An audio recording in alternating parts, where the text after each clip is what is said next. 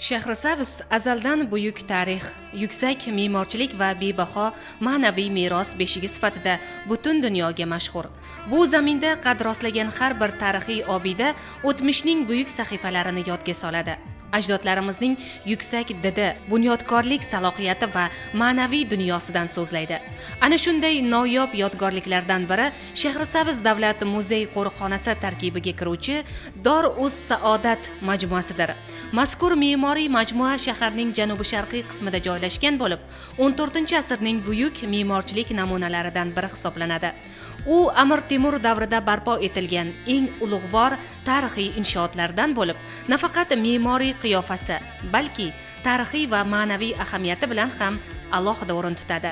Dor-uz-Saodat majmuasi o'rta asrlar Shahrisabzning yana bir mashhur ziyoratgohi Dor-ut-Tilovat majmuasi bilan yagona shaharsozlik an'analari orqali bog'langan. Ilgari bu ikki majmua Temuriylar sulolasi a'zolari, davlat arboblari va diniy ulamolar dafn etilgan muqaddas qabristonning ajralmas qismi bo'lgan. Shu bois ushbu hudud nafaqat tarixiy yodgorlik, balki yuksak ma'naviyat va ehtirom timsoli sifatida ham qadrlanadi. Hozirgi kunda Shahrisabz shahrida ko'plab yodgorliklar, tarixiy obudalar, majmualar mavjud bo'lib, ulardan biri Oqsaroy, Dor-ut-Tilovat hamda Dor-u-Saodat majmuasidir. Biz hozirda Dor-u-Saodat majmuasidamiz. Dor-u-Saodat majmuasi asosan Oqsaroydan keyingi o'rinda turadigan mashhur yodgorlik sifatida qaraladi. Negaki Oqsaroydan keyingi o'rinda deganim, chunki balandlik jihatidan Oqsaroyga tenglashtiriladi.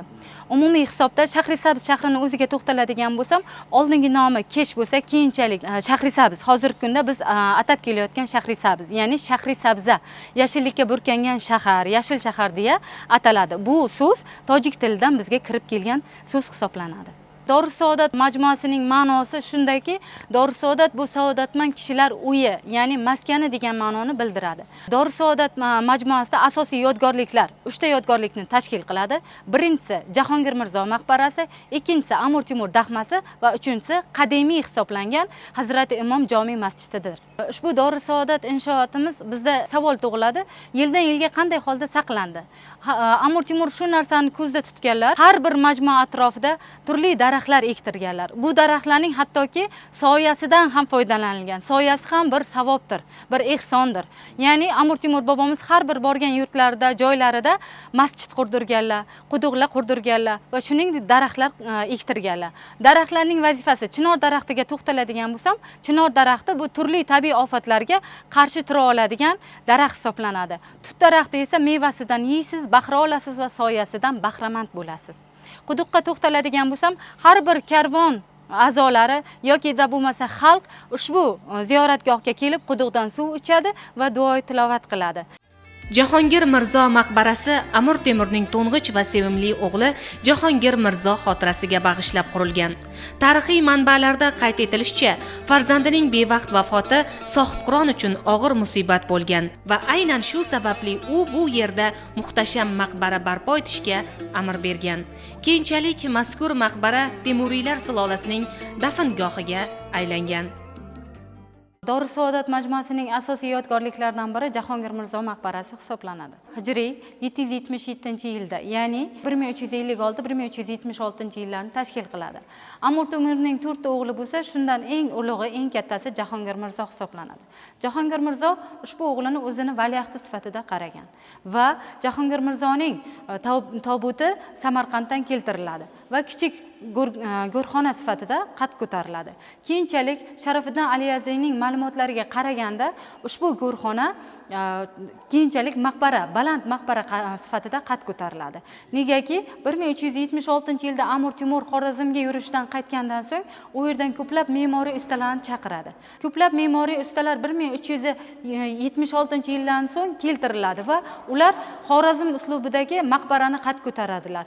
Hattoki Muhammad Haydariyning ma'lumotlariga qaraganda, Tarixi Rashidiy asarda berilishicha, haqiqatda Jahongir Mirzoning maqbarasi mana shu yilda qad ko'tarilgan, qurilgan deyiladi. Hattoki Massin ham ushbu maqbarani ko'rib lol qoladi va haqiqatda bu yerda Jahongir Mirzo dafn etilgan deya qayd qiladi va shu xulosaga keladi. Shuningdek, Jahongir Mirzo maqbarasining atrofiga e'tibor qiladigan bo'lsangiz, uning tomi konussimon, chodirsimon shaklda qurilgan. Nega? Texnik jihatdan olib qaraydigan bo'lsak, ushbu majmuaning konussimon qurilganligi yomg'ir suv yoqqan vaqti suvning keng tarqalishi hamda gumbaz, ya'ni ichki gumbaz bosimining kamayishiga, shuningdek gumbazning barqarorligi, ya'ni suv saqlanmasligi va tabiiy holatda yildan yilga madaniy meros bo'lib shakllanishiga, bizga saqlanib qolishiga yordam beradi.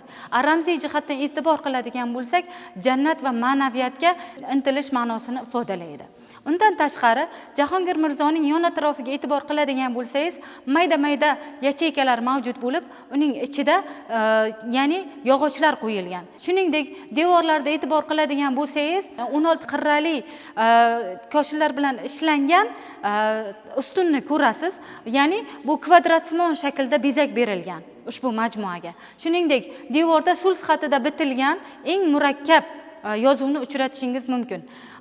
Arab kalligrafiyasiga e'tibor qiladigan bo'lsangiz, asosan arab kalligrafiyasida sulh xatida bitilgan bitiklar mavjud bo'lib, devorda ushbu bitiklar ko'k rangda yozilgan. Ya'niki nima deyilgan? Aqlli amaliga, nodon moliga. Ya'ni aqlli o'z amaliga tayanadigan bo'lsa, johil esa orzu umidiga tayanadi. Allohdan faqatgina shularni so'rab, shularga amal qiladi deyiladi. Undan tashqari e'tibor qiladigan bo'lsangiz, Jahongir maqbarasining yon atroflarida katta-katta rombiklar mavjud. Dala qismida feruza rang va to'q ko'k ranglarda bitilgan. Ushbu bitiklarning ichida Muhammad ismlari ham qayta-qayta qayd etilgan va Allohga atalgan hamdlar ham bitilgan. Ya'ni Allohning ayb va xatosi yo'qdir. Allohga hamdlar bo'lsin, Alloh buyukdir deya Allohga maqtovlar bitilgan ushbu bitiklarda.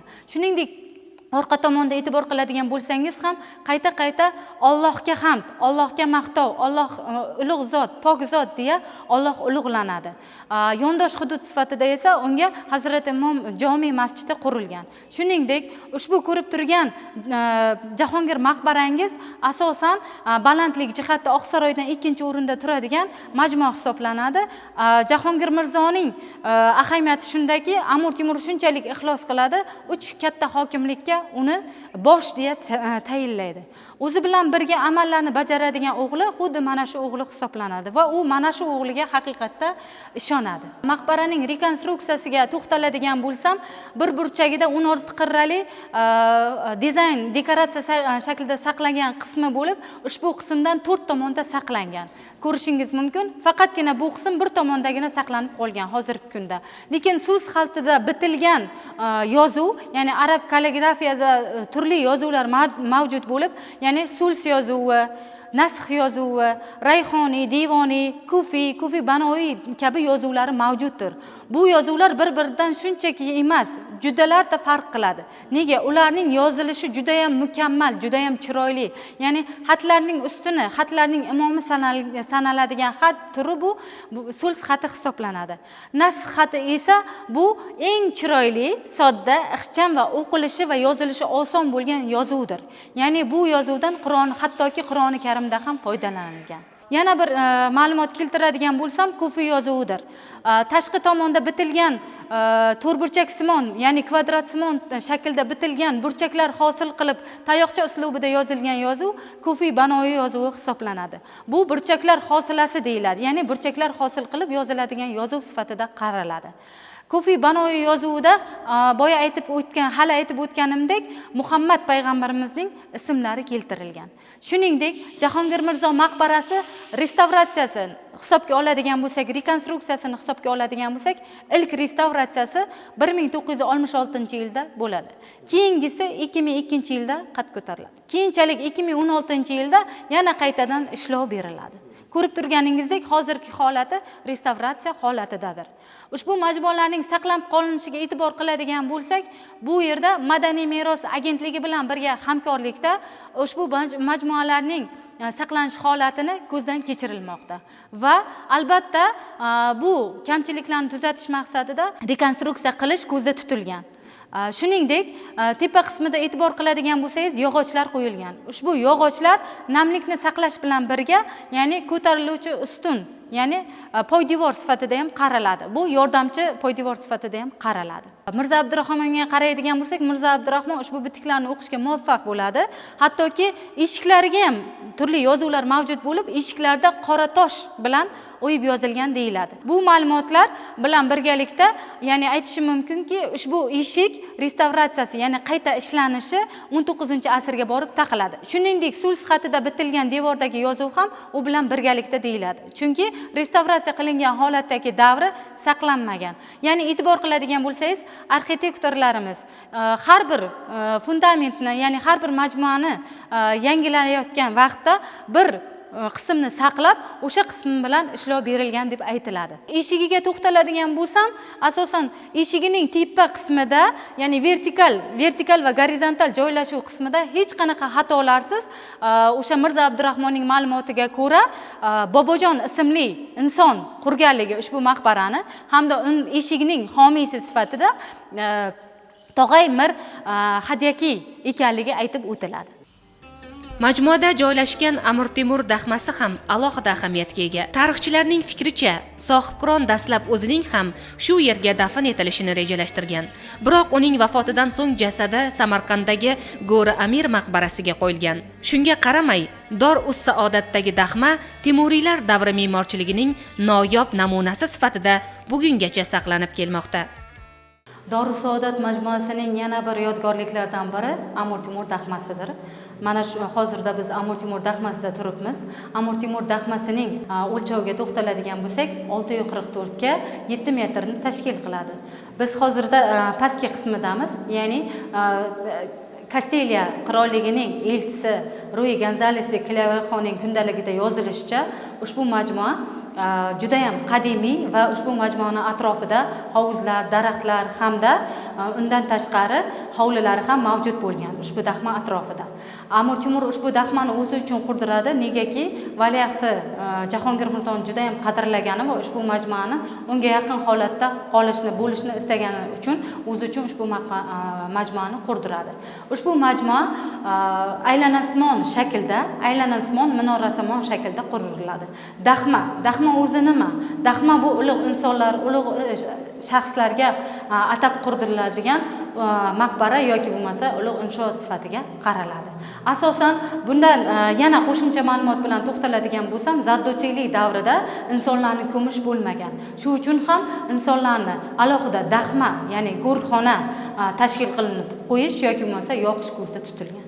Shu uchun ham go'rxona tashkil qilingan. Ushbu ko'rib turgan daxmangizni o'rtasida, ya'ni markazida sarkofag, ya'ni tosh tobut joylashgan. Ushbu tosh tobut hozirgi kunda bo'm-bo'sh, negaki Amir Temur 1405-yilda to'satdan vafot etgandan keyin turli g'alayonlar boshlanadi va buning oqibatida Amir Temurning jasadi bu yerda, ya'ni Shahrisabzda emas, Samarqandda nabirasi Jahongir Mirzo uchun qo'yilgan sag'anada qo'yiladi, ya'ni daxmada qo'yiladi. Biz bilamizki, ya'ni Qo'qonda va shu yerda ham daxma yaratilgan, qo'yilgan, ya'ni mashhur insonlar uchun. Ushbu daxmaning qismi 3 qismdan iborat bo'lishi kerak edi. Biz ko'rib turganimiz 2 qismdan iborat. Ikkinchi qismining qalinligi 26 sm tashkil qiladi. Enining uzunligi esa 1.26 metrni tashkil qiladi, enining uzunligi. O'zining uzunligiga to'xtaladigan bo'lsangiz, 250 metrni tashkil qiladi o'zining uzunligi. Daxmaning o'rtasiga e'tibor qiladigan bo'lsangiz, nilufar guli bilan bezatilgan. Nilufar gulining ma'nosi nima? Nilufar guliga e'tibor qiladigan bo'lsangiz, bu nilufar guli marhumlarga ehtirom va umid berish ma'nosini ifodalaydi va shu tariqa ifodalangan. Ya'ni buning nilufar gulining ma'nosi abadiy jannat, abadiy hayot va jannat belgisini ifodalaydi. Devorlarda ko'rib turganingiz sulh xati ifodalanadi. Bu yozuvlar o'yib yozilgan. Ya'ni o'sha davrdagi yozuvlar qadimiy yozuvlar hisoblanadi. Ya'ni sulh va nasx yozuvlarda bitilgan yozuvlardir. Har bir medalyonga e'tibor qilsangiz, ya'ni medalyon ko'rinishidagi tasvirlarga e'tibor qiladigan bo'lsangiz, ushbu yozuvlarning har birining ma'nosi peshtaxtalarda ko'chirib yozilgan. Ya'ni Allohdan o'zga iloh yo'q. Alloh maqtovga loyiqdir. Alloh buyuk, Alloh pok zot deya qaraladi. Umumiy minorasimon, ya'ni minorasimon va aylanasimon shaklda bo'lganligini mana isboti ko'rib turishingiz mumkin. Endi e'tibor qiling. Buning qismida 3-qism, ya'ni qo'yilgan qoziqlarni ko'rishingiz mumkin. Nega qoziq qo'yilgan degan savol sizda albatta paydo bo'ladi. Nega degan savolga shunday javob beramiz. Bu qoziqlarning qo'yilganligi albatta marhumga atab yozilishi kerak bo'lgan marsiya, duo va yoki she'riyat uslubida bitilgan hadislardir. Ya'ni bular yozilishi kerak bo'lgan 3-qismi qad ko'tarilishi kerak bo'lgan. Shu maqsadda mana shu qoziqlar qo'yilgan. Lekin bu qismi bizda saqlanmagan va bu majmua tugallanmagan degan xulosaga kelingan. 1933-yilda Yahyo G'ulomov bu bitiklarni o'qishga erishadi. Ya'ni mana bu bitilgan bitiklarga e'tibor qilamiz. Bu bitiklarga erishadi. Asosan At-Termiziyning sunniyda, ya'ni ishonchli, sahih hadisidan yana bir qo'shimcha tarzda hadis keltirilgan deb qaraladi. Undan tashqari Qur'ondan olingan Fotiha suralari, Baqara, ya'ni Baqaraning 255-oyati hamda Taboraki mulk, ya'ni jannatga eltuvchi oyatlari bitilgan. Ushbu majmuamizda ko'rishingiz mumkin. Undan tashqari ushbu majmuamizda ushbu bitiklardan tashqari e'tibor qiladigan bo'lsangiz, to'rtburchak shaklda yozilgan, to'g'riga qaratib yozilgan, shimol sharqida qarab yozilgan sulh xatida bitilgan bitiklarimizni ko'rishimiz mumkin. Bu Oyatul Kursi, ya'ni Qur'onda yozilgan Oyatul Kursi oyati, ya'ni surasi keltirilgan hisoblanadi ushbu majmuamizda. Undan tashqari yon atrofga e'tibor qiladigan bo'lsangiz, bitilgan har bir ko'rib turgan joyingizda sulh xatida, hattoki nasx xatida ham turli bitiklar, ya'ni so'zlar, ya'ni duolar tilovat qilingan, yozilgan hisoblanadi. Undan tashqari ushbu majmuamizning tepasiga e'tibor qiladigan bo'lsangiz, to'rtburchak shaklda, ya'ni kvadratsimon shaklda bitilgan va to'rt tomonda ravoqi bo'lgan. Kilayvayxonning ma'lumot berishicha, ushbu majmua asosan Jahongir Mirzodan keyingi o'rinda turadi deb qaraladi. Undan tashqari 1933-yilda Yahyo G'ulomov shug'ullanadigan bo'lsa, mutaxassislar ushbu bitiklarni o'qigan bo'lsa, 1942-yilda kelib Massin va Pugachenkovalar ushbu daxmani o'zlariga tadqiqot sifatiga qaraydilar va tadqiqotda nimalar amalga oshirilishi kerak, qanday yo'nalishda amalga oshirilishi kerak o'rganadilar va ushbu majmuaning atrofi oqaktosh toshlari bilan o'ralganligi haqida ham qo'shimcha ma'lumot keltiriladi. Undan tashqari muzey xodimlarining aniqlashicha, o'lchashicha ushbu majmua Dorussaodat majmuasidan 230 metr chuqurlikda joylashtirilganligi aytiladi. Amir Temurning bu yerga qo'yilmaganligi ham Bibixonim buyrug'i bilan o'sha turli g'alayonlar paytida tinch va osuda saqlash maqsadida Samarqandda qo'yiladi. O'zining nabirasi uchun atab qurilgan sag'anaga qo'yiladi. Ya'ni u yerda o'sha poytaxt sifatiga qad ko'targan, u yerni boshqargan, shu sifatdan ham Bibixonim qo'yish uchun buyruq beradi va Amir Temurning sag'anasi u yerda qo'yiladi. Hozirgi kunda bu bo'lmish.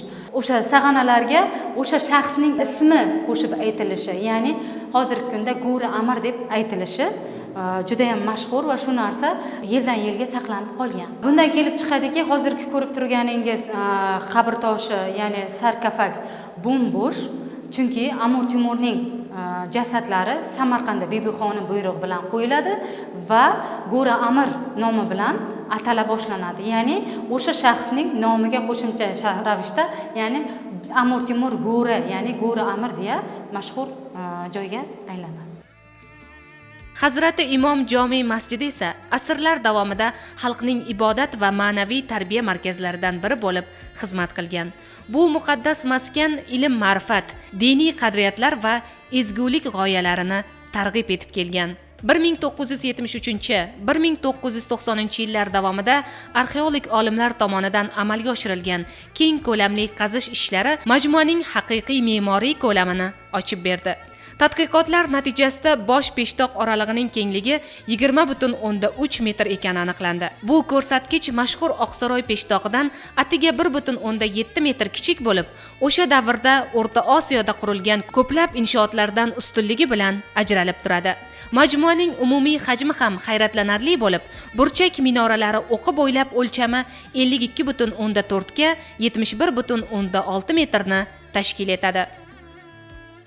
Hazrat Imom masjidi yondosh hudud sifatida qad ko'tariladi. Ushbu jome masjidimiz, ya'ni Hazrat Imom masjidimiz ikki xil tarzda talqin qilinadi. Shuningdek, taxminiy nomi bu, ya'ni Hazrat Imom deb ataladi. Ikkinchi taxminiy nomi esa Hazrat Imom Keshi Abdali Keshi deyiladi. Ya'niki Abdali Keshi deyilishining sababi, Keshi bu Shahrisabz shahriga borib qadaladigan bo'lsa, Abdali ya'ni Allohning xos bo'lgan avliyolari degan ma'noni ifodalaydi. Asosan ko'rib turganingiz Hazrat Imom jome masjidida 3 ta qadimiy chinor daraxtlarimiz mavjud bo'lib, ushbu chinor daraxtlari 1370-yilda ekilgan. Deyarli necha yillik, 7 yillik tarixga ega bo'lgan chinor daraxtlari hisoblanadi.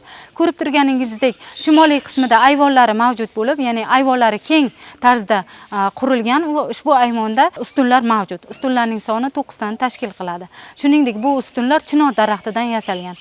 Ushbu majmuada shuningdek chinor daraxtidan qadimiy tarzda yasalgan eshigi mavjud bo'lib, bo'yining balandligi esa 2 metr 15 santimetr.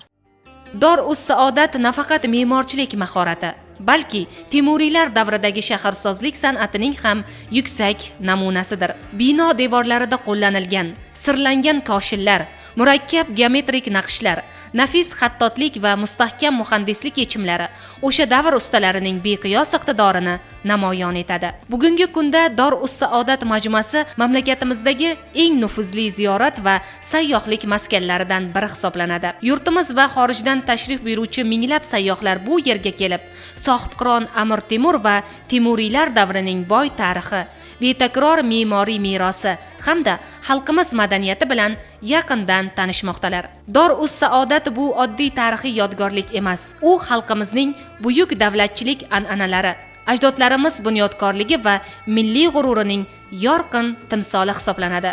Uni asrab-avaylash, kelajak avlodlarga bezavol yetkazish har birimiz uchun muqaddas burchdir.